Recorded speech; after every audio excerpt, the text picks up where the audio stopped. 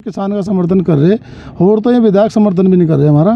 जिस तरीके से विधायक जी के द्वारा किसान विरोधी विधायक हूँ मैं, जो जिसने विरोध करा वो किसान विरोधी विधायक हूँ। उन्हें ऐसा करना चाहता कि उन्हें किसानों के वोट लेके बने। आज भी जो बता रहे ना, बिरादरी तो कोई नहीं बनता, एक बिरादरी किसान की वोट मिली ना, हर बिरादरी से वोट मिली। ये दिमाग में तो निकाल दे कि एक बिरादरी ने बना दिया उसे। आगे भी आवेगा टाइम। तो जिस तरह से विधायक ठीक कराया उन्होंने, किसान की बात उठाई तो क्या अच्छी बात है, करनी भी चाहिए किसान की बात, क्यों करनी भी चाहिए। विधानसभा और क्यों नहीं कर रहे हैं? ये हरिद्वार से जाते हैं, कोई वहाँ से क्या लेने, जहाँ एक बता रहे मजाक हो रही थी। अरे विधानसभा में आप बैठ कर मजाक करोगे? यहाँ किसान, यहाँ हरिद्वार जिले के मुद्दे क्यों नहीं उठाते? हमारा एक मूल निवास का मुद्दा क्यों नहीं उठाते आज तक? यहाँ स्थायी प्रमाण पत्र बनता, वहाँ मूल निवास बनता। ये दोहरी नीति नहीं, और क्या है यहाँ से? जैसे यही तो कह रहे हैं, यही तो लड़ रहे हैं सड़क पर। ये हमारे ला रहे जो ये गलत हो रहा है, व्यवहार हमारे ला अच्छा नहीं हो रहा।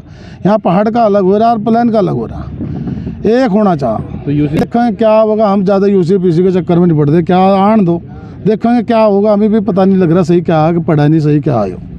अगर दोहरी नीति अपना रही तो उसके खिलाफ तो हम फिर कठोर कदम उठाएंगे, आंदोलन करे जाएंगे, इस पर सड़क पर आ जाएगा। किसान कहाँ तक इनकी इंतजार करेगा? एक ना एक दिन तो मजबूरी बन जाए किसान की। ये बार यहाँ तो हमारे ना तो हमें किसी ने मुआवजा दिया। मैं तो एक मुलाकात के लिए आया था, क्योंकि मुझे पता लगा था कि प्रशासनिक भवन में हमारे किसान भाई लोग जो है बैठे हैं। तो मैं तो अपना समर्थन देने के लिए आया था, और मेरा समर्थन हमेशा हर किसान को है जो हरिद्वार जनपद से है। और मेरी लड़ाई, जब से मैं इस बात को समझा हूँ कि हरिद्वार जनपद में अगर बात उठानी है तो किसान की उठानी है। 80% किसान बाहुल्य जनपद है, और सबसे ज़्यादा नज़रअंदाज अगर इस राज्य में किया जा रहा है तो किसान को किया जा रहा है। किसान के भी दो पैमाने हैं इस राज्य में। पहाड़ के किसान के प्रति सरकार का नज़रिया कुछ और है, उनके लिए और सब्सिडीज़ हैं, और प्लेन का जो किसान है उसके लिए और सब्सिडीज़ हैं और तरीके की सुविधाएं हैं, जो गलत है। मेरा मानना है मानक सब जगह एक होने चाहिए। दूसरी बात, आज आपदा के दौर से निकलकर जब हम आए हैं तो आज किसान पीड़ित है। किसान के बिजली के बिल पेंडिंग हैं, उन पर पेनल्टियां लग रही हैं। किसानों के लोन पेंडिंग हैं, उन पर आरसी कट रही हैं। किसानों के फसल का बीमा नहीं मिला, किसान त्रस्त है। किसानों के बिजली के बिल ट्यूबवेल के पेंडिंग होने के कारण बिजलियां कट रही हैं, पानी देने में मोहताज है। आप चाहते क्या हैं? आप किसान विरोधी सरकार चला रहे हैं या किसान के फेवर की बात कर रहे हैं? और ये तय है, जिस तरीके का रवैया इस सरकार का है वो किसान विरोधी है। और मैं एक बात बताना चाहता हूँ, ये राजनीति नहीं है, ये हक की लड़ाई है। किसान आज अपने सम्मान और स्वाभिमान की लड़ाई हरिद्वार जनपद में लड़ रहा है।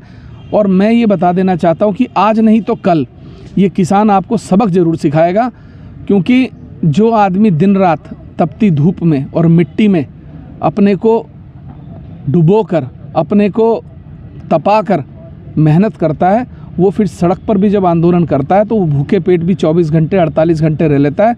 लेकिन ईंट से ईंट हिल जाती है। ये आप बिल के समय देख चुके हैं, बिल आपको लेना पड़ा वापस। पहली बार हुआ होगा कि आपने कोई बिल वापस लिया।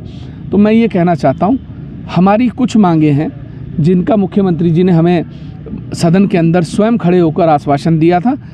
एक तो हमारी फसल बीमा, मुआवजे समय पर भुगतान हो, बिजली के बिलों पर जो पेनल्टियां लग रही हैं वो रद्द की जाएं, जो आरसी कट रही हैं जुलाई से लेके अब तक की जितनी भी आरसी कट रही हैं, जो पेंडिंग है या कटने वाली हैं, वो सब आरसीयां निरस्त की जाएं और किसानों की बात को सुना जाए, समय पर मुआवजा अदा किया जाए, जो फसल बीमा है उसका भुगतान किया जाए। दूसरी बात, 109 करोड़ रुपये जो किसानों के जो गन्ना मिल पर बकाया हैं, जिसके एवज में 70 करोड़ रुपये की चीनी जो सुहाग वहाँ पर उस समय जीएम थे उन्होंने जो सुरक्षित करके संरक्षित करके रखी थी, वो चीनी पीछे से दीवार तोड़कर निकाल ली गई है, वहाँ से चोरी हो गई है।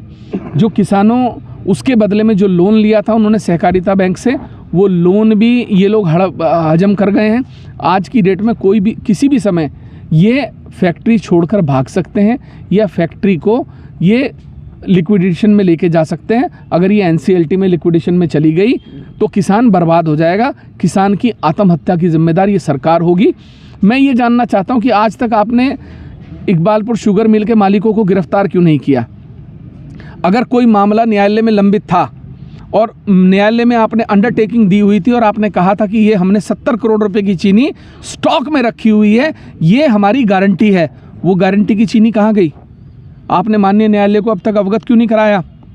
मुकदमा दर्ज करिए, जेल भेजिए इन लोगों को और इनसे रिकवरी करिए, इनकी फैक्ट्री को नीलाम करिए, इनकी फैक्ट्री बेच के पैसा दीजिए।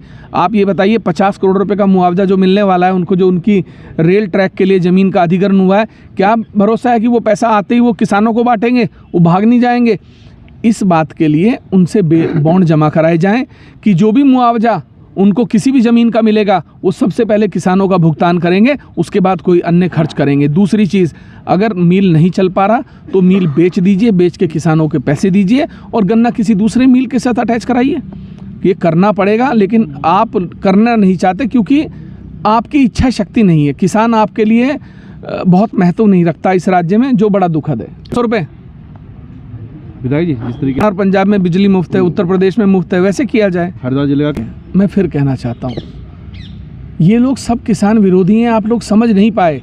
ये आप लोगों की आंख में धूल झोंककर, सरकारों की गोद में बैठकर, नेताओं की गोद में बैठकर, मैं इस मंच आपके इस माध्यम से मैं बोलना नहीं चाहता, वरना इस जनपद के नेता इनकी जो रीढ़ की हड्डी है ना वो टूट चुकी है, वो है नहीं। बड़े बड़े नेताओं की गोद में बैठकर राजनीति कर रहे हैं, अपने दम पर राजनीति करने वाला एक व्यक्ति यहाँ पे मुझे दिखता नहीं है जो किसानों की लड़ाई जाकर लड़ सके। और जो नेता बड़ी बड़ी पार्टियों के नेताओं के गुलाम होते हैं, उनकी गोद में बैठ के राजनीति करते हैं, उनकी रीढ़ की हड्डी नहीं होती, वो गुलाम होते हैं। ध्यान रखना बात को। कोई संदेश नहीं है, मेरा कहना है आपकी लड़ाई है, सम्मान और स्वाभिमान की लड़ाई है, किसान की लड़ाई है, हरिद्वार जनपद की लड़ाई है, हरिद्वार बचाने की लड़ाई है। लड़ने के लिए सबको सड़क पे आना पड़ेगा, वरना ये हमें किसी भी दिन सड़क पे ला देंगे।